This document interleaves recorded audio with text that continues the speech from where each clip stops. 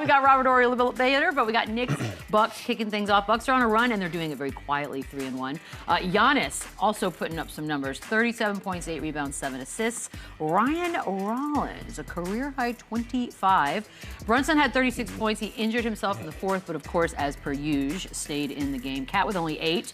Giannis, again, it's been very quiet because we've been talking about so many people because so many guys have been coming out strong, but he scored at least 37 points in 3 of the 4 games so far. He's averaging 36, 14, and 7. I mean, look, we've been talking best player, this guy, MVP. Why haven't we been talking Giannis? Because check out some of these stats right here. Jeez. Exactly. I mean, I'll be honest with you, we do mention him in the same breath when we talk about these other guys. We talk about top 3, top 5 players in the world. It's Giannis is always in that conversation, right? And this game last night, it was a classic. Don't forget about me. I'm still the guy. I'm still the most dominant player in the NBA. And you can talk about the Wemby's, you can talk about the Jokic's, SGA's, all you want, but I am still that guy. And obviously the Bucks have struggled lately. We haven't seen him in the finals or make a deep run since 2021 when Giannis obviously was that guy. He was the finals MVP. But he still is one of the more dominating players in this league. I like in such an offensive outside perimeter shooting game, he's stuck to what he does best. He took 1 3 last night. Nice. He gets to the free throw line. He's efficient. He's the wing guard version of Shaq. He just dominates. He gets downhill. You can't stop him with one guy. So again, he's always, when healthy, top 2, top 4 player in the NBA. It's just, we just got so accustomed to all these big games and some of these crazy highlights that Wemby's doing to where he gets lost in the sauce a little bit, but he's still that guy. That's kind of crazy to say when you can mention you get bored or tired of witnessing greatness. Like, this dude he hasn't fell off even a little bit. He's still the most dominant player in the NBA. He's continuing to show it. I think the reason that, you know, it's been a fall off as far as speaking on Giannis. It's not a great supporting cast around him this season. It's not any big names, and obviously they're playing way better than expected. But Giannis is Giannis, and he's going to continue to be Giannis. He's leading his team. He's showing that there's a fighting chance in the East this season, and he's going to continue to be, you know, the great big man that we've been accustomed to seeing. So. Is he, like, physically the most dominant Absolutely. as far as right now in this league? Because when you look at him, it's the style of play, the physical build. I mean, it goes hand in hand. I would say he's the most dominant in the league. Yeah, absolutely. and just to play, he's like a young LeBron, honestly. Like he's a young Shaq. He's like, yeah, Shaq LeBron with a handle. meets Shaq, meets like Zion. Like he can do everything, and he's so strong. He's so athletic. And again, obviously we'd love to see his outside shot improve, but it's never going to be his game. It never had to be his game. So you see things like this, and I think it's more on the Bucks than the organization. We talk about their team. Chris Middleton was a great fit for them. He got hurt. He was making some injuries. He's out. They don't really have that number 2 option this year. So it's got to be a clear-cut Giannis and then a collective effort from the Bobby Portises, the Kyle Kuzmas, the Cole Anthonys. Like, you know, people like that, they're all going to have to contribute to make up that slack because they don't have, most teams have, you know, for sure 1, 2, 3, and so on. The Bucks don't have that. It is Giannis and the rest of the team. I think that's what works for them, though. Less is more sometimes. Like Absolutely. when we're talking about the most physically dominant guy, when you have a guy like that and you surround him with shooters, you surround him with role players and guys that understand their roles and they all have a common goal just to win basketball games, that works. You know, and you bring in another number 2 guy, he comes in thinking, now it's me and Giannis. No, this is Giannis' team, and all of these other guys, they're going to spot up and be shooters. Like, shout out to the young fellow Ryan, like, for stepping in. But I think what he did last night, that can be the role of 2 or 3 different guys on any given night. Cole Anthony can throw it in. Kyle Kuzma can do it for you. You know, you have Miles Turner, another guy that they brought in that can do that for you. On any given night, anybody can be the second option on that team, and I think that's what's working for them so far. And to piggyback off of that, it is a key piece missing to this team this season. We still haven't seen KPJ hit the floor yet. So when we speak on a, you know, second option or that floor general that they're missing right now, they're having this much success early without their clear-cut second option in KPJ. Okay, so let's stay with that whole idea of a second option, because obviously there are formulas in all of our brains about what works, what doesn't. But then we talk about the East, and it's just a different animal than the West, so the possibility seems a little bit more hopeful.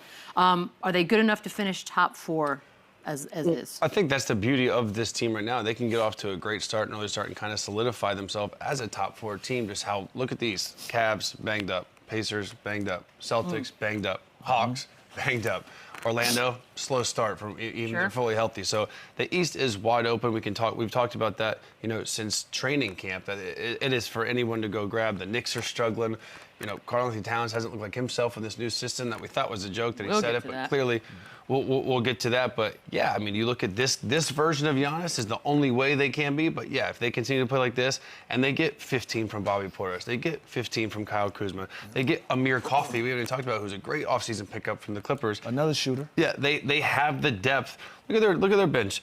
Cole Anthony, Prince, Kuzma, Portis, Coffey, like he said, Kevin Porter's not even in yet. Gary Harris hasn't even played yet. So they do have depth. They have experienced guys, and they have Giannis. So they're always going to have a fighting chance. Absolutely. A lot of the talk in the offseason, and it's been like that for a minute, is whether or not Giannis would actually ever ask for a trade or if they would think about trading him. And it's always going to loom, no matter what. Even with a hot start, it's sort of sitting in the back there.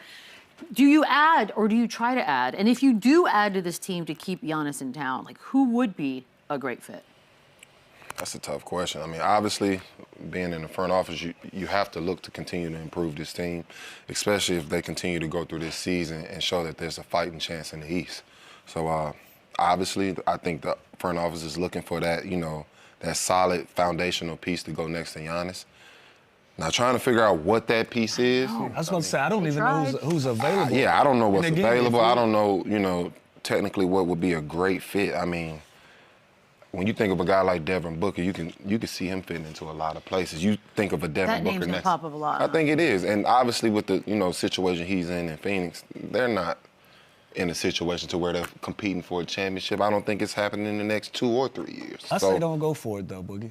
I say don't go for it. Look at OKC. You got one clear star, and then you have really, really good role players. One clear star? Oh, in OKC? Jalen Williams is definitely a star. Oh, Emerging, I agree with you. He's a star right now. I agree with you. Star. Yes. Chet Holmgren's a star. Absolutely. I can't agree with that. I think it's more Stars? Stars, yes. Yes. If you make those guys the one option on a lot of teams, we looking at different records. That may be true. We can say that about a lot of guys. So again, a lot of those guys, they eating based on the fact of how they're playing as a unit. So I'm not trying to discount anything that those guys got going on. I agree with you with Jalen Williams. I give you that on the fringe. But if we talking about like Devin Bookers of the world and these kind of he's guys, a star and he's in a losing situation. That's but the you don't want to. But the point I'm trying to make is you don't want to bring in a guy like that needs so much attention, that needs to be one of those guys. I like how this team is built, and until the playoffs roll around, and then everything is keyed in on Giannis, and you don't have that second option. And I don't. But you got them surrounded with shooters. You got them surrounded with guys that's gonna play defense. You got them surrounded by some tough guys. Playoffs are different, but again, if you got that chemistry going into the playoffs, it ain't all about star power. Yeah, that's the point I was trying to make. I can agree with you on that. I wasn't trying to say that Jalen, none of those guys, but. That took us down a rabbit hole. So I could watch that all day. Y'all going star. No, so before they go too crazy, I'm agreeing with you with that. The point I'm trying to make is when there's tiers. Yeah. There's tiers when it comes to star power. If you bring in one of these top tier, so to speak, kind of guys, I don't know if you're still looking at the same Milwaukee Bucks that's off to this start now. You mentioned Devin Booker, and I don't know who the exact name is, who's going to become available, who is. But the answer is shooting, and I think that's obvious with Giannis. I think the more you can't have enough shooting with him, the way they play, the way they get out in transition, don't allow the team's defense to pack the paint. So if you put Giannis and surround him, which I like Miles Turner for him because he's a 5 that can stretch it, and 3 other shooters where you eliminate kind of that nail defense, you eliminate that help, that's going to make their offense flourish more. So if it's not a Devin Booker type guy, which is I can't imagine how they'd even get someone like that. I think shooting is the answer, especially when you just build a team around Giannis. That is what he lacks. I think I got an option. Whoa. Trae Young. I think Trae Young would work. Would be really nice That's next. probably going to pop up a lot, too. I could see him next to Giannis and that being a really good situation. That 2-man game would be unstoppable. What do you think about that, Lou? That's your town. Yeah, I think that could be solid. I hadn't wrapped my head around it.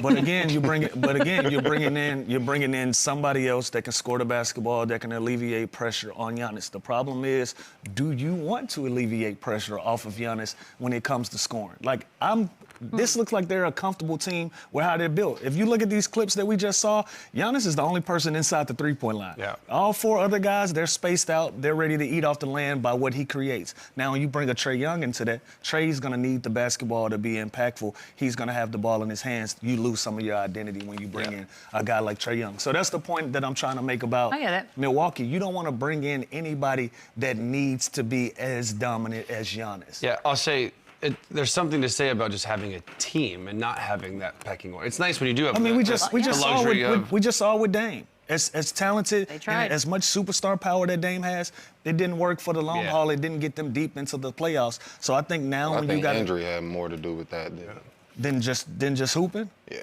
my opinion. Yeah, I mean, somewhat. I'm just saying, if it is a luxury to have SGA, Jalen, Chet like that, but if you don't, it's actually a team. It's anybody's night, any given night. It's obviously Giannis. Then when he's out, anybody can pick up the slack. So there is something to say about having that 11, 12 deep Now that's where it team gets dangerous. Where, it could be anyone's night. That's what they're going to have to do because there's 0 clear-cut 2 right now. I wouldn't even know who to. There's no. I wouldn't even know who to pick. It's interchangeable. It's fluid. So I thought it would be Miles Turner. I thought it would be Kuzma last year. I said it should be Miles Turner. It's never going to be Miles Turner though. He's not like a. He's a great role player. Guy. Yeah, he's a great role player. But let's say, who else would it be on that team? Literally, that's what I mean. That's why they need a clear-cut second option. I said it would be. I ain't said it should be. I said it would be. Let's say Giannis misses time, God forbid. That's what I mean. I think they got to. Who do they lean on in to win games? Listen, I'll be devil's advocate. Put the ball in Cole Anthony's hands then. We've seen him do it. He's coming off the bench. Lou Will came off the bench, and they put the ball in my hand a lot of nights, and we got home. Giannis is out there. Lou Will. If Giannis is out, their bench might be better than their starting 5. Okay, well, that's a whole nother conversation. Cole, Torian Prince, Kuzma, Bobby Portis, and Coffee. We're thinking about things for the Milwaukee Bucks. The Milwaukee Bucks ain't thinking. Yeah, like these are making issues at this point. But can I show you a video? They're fine. They're obviously fine. We're just 3-1. tweaking it. Here's a little video, Giannis, from last night. I want to get your thoughts, whether or not it's a travel, because we like to. Let me just see one. Oh. All right, here we go. Here's your gather. You get your gather step. 1, 2, whoa. 3. One more. 4. Yeah. Hey, ball up top. We going the other way. That's a travel in any league. Funny you should say that. It was not called. Well, this is almost a travel before he puts the ball That's what down. I thought. I was like, wait, hold it, starting here? Look at this. By the way, it's 2 I like steps. it. 1. This is a heavy Euro. 3, 4. 1. Oh, my God. I kind of like it. 2. A little chutzpah to it. I don't know. After seeing it the second time. You don't know, Lou. Well, if you watch it Because fast. first of all, that's ball up top. We arguing all day. If we at the park and he do that, we arguing all day until I get the The ball. game might stop Yeah, because we of that. arguing all day until I get the ball. But I'm just, after the gather, I don't know, That's a gather until the gather. That's a travel, gather, travel. I'm just going to play devil's Let's advocate. do an hour of that video. I'm here for all of it. I'm just going to watch. We should probably talk a little bit in New York, right? So, Boogie, before the season, you said they'd already peaked. The Knicks had already peaked. Look, it's early. They played 4 games. They're 2-2 in those 4. Have you seen anything